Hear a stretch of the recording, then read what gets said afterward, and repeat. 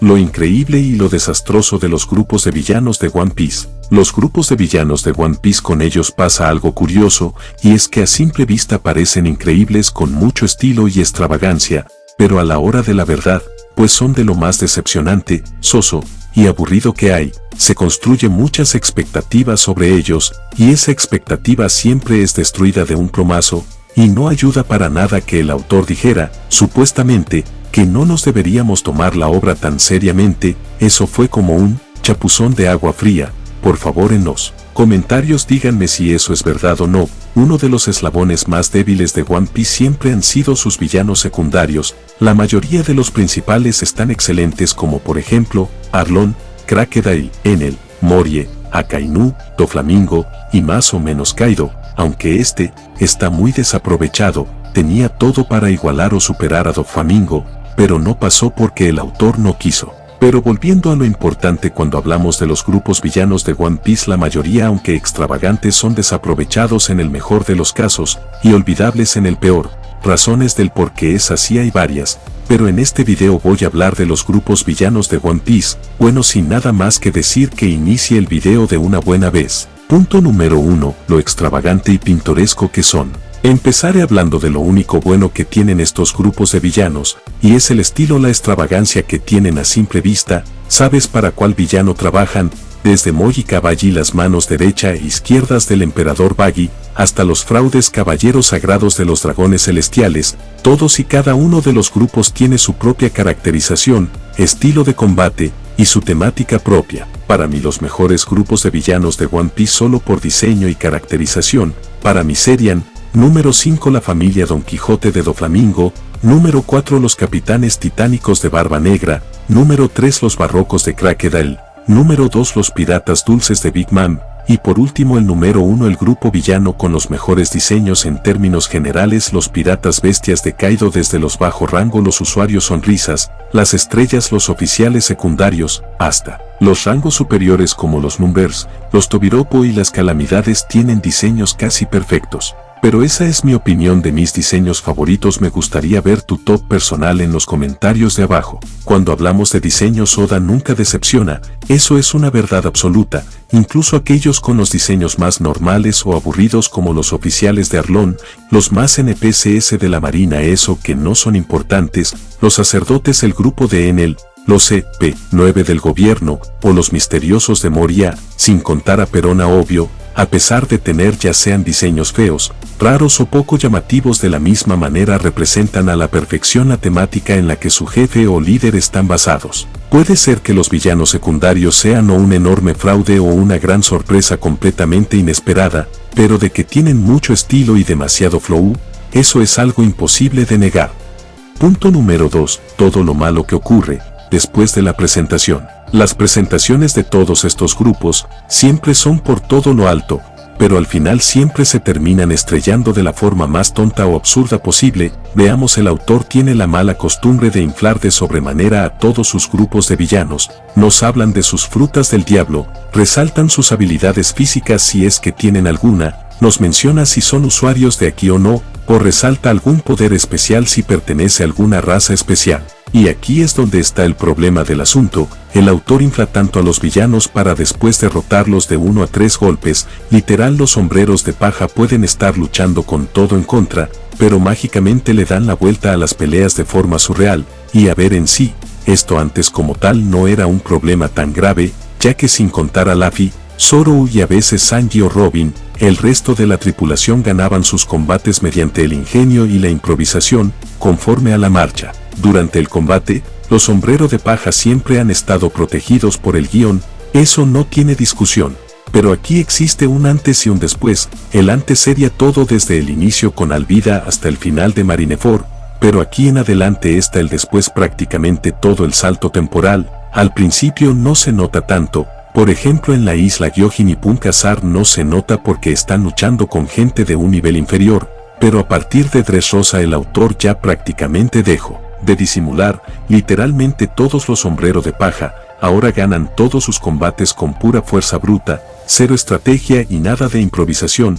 o sino el guión ayuda debilitando de todas las maneras posibles a los villanos de las siguientes maneras: se les olvida usar sus propios poderes mortales, sus propias técnicas especiales, se les olvida que tienen aquí, de repente bajan todas sus defensas para dejarse golpear porque sí, ya, se ponen a monologar sobre sus poderes y habilidades o de cualquier cosa, se confían, bajan la guardia, o simplemente el guión necesita a fuerza que los villanos pierdan para avanzar la trama.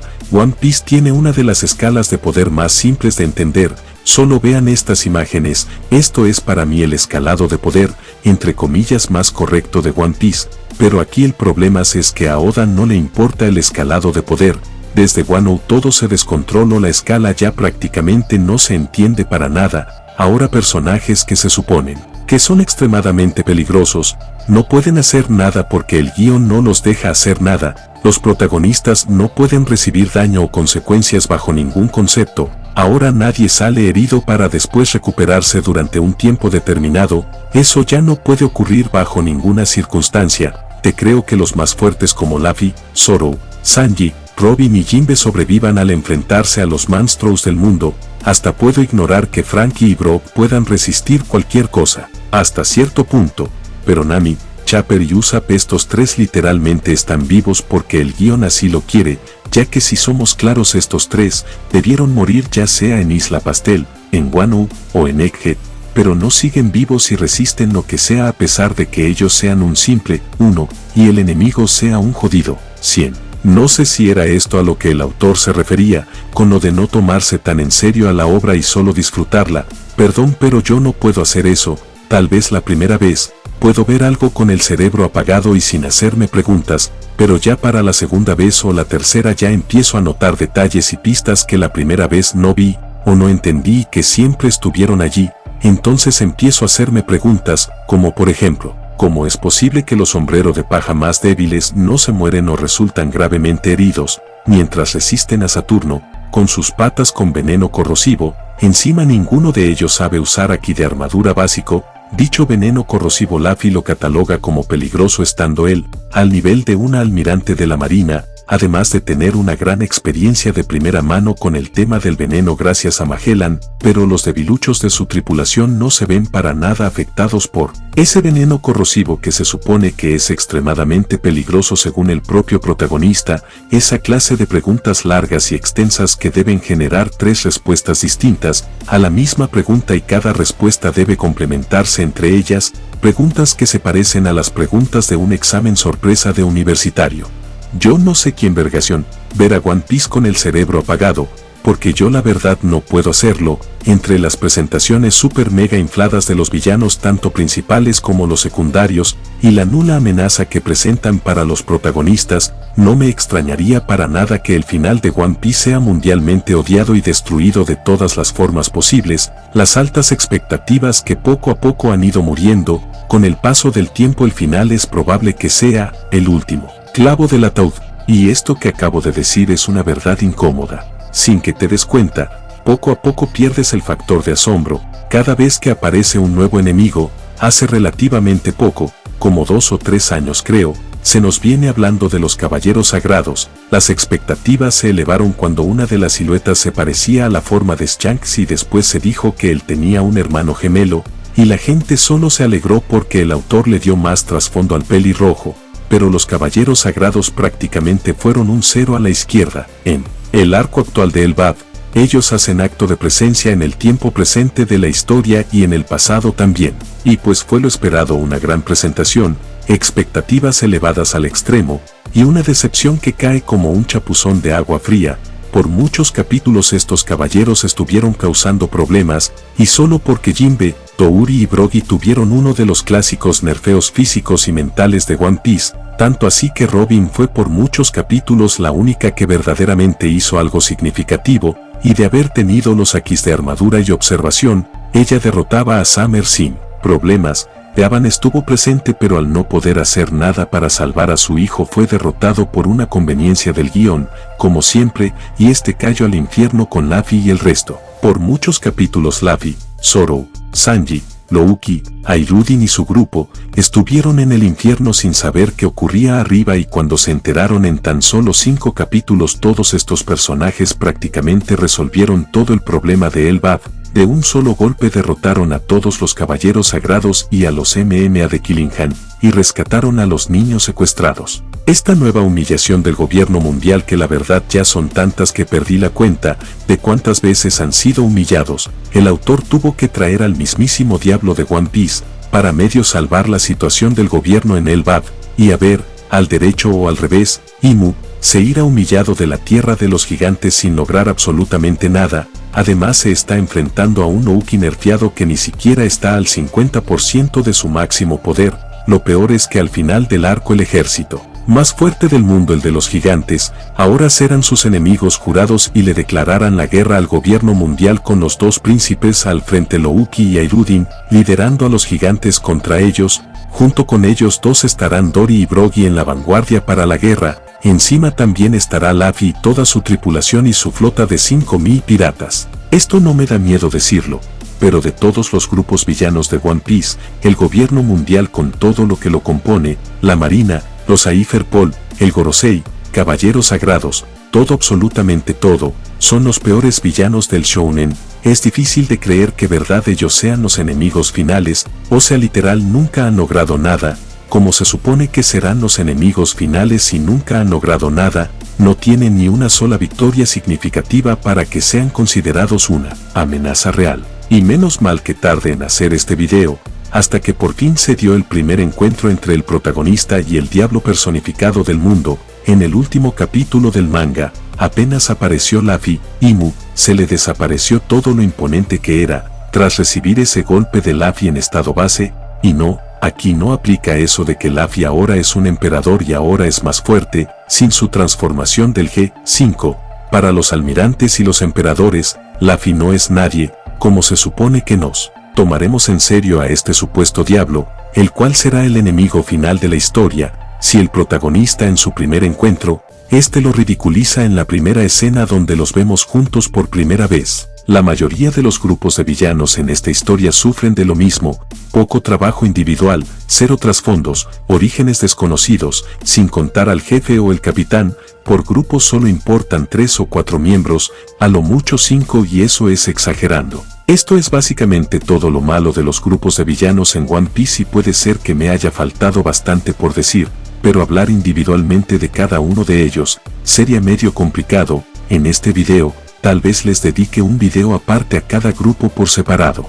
Punto número 3. La decepción del público y la muerte de la expectativa junto a la sorpresa. El autor, cuando se trata de elevar las expectativas, tiene un talento único y también tiene el talento de romper en 1000 pedazos las expectativas, eso está claro.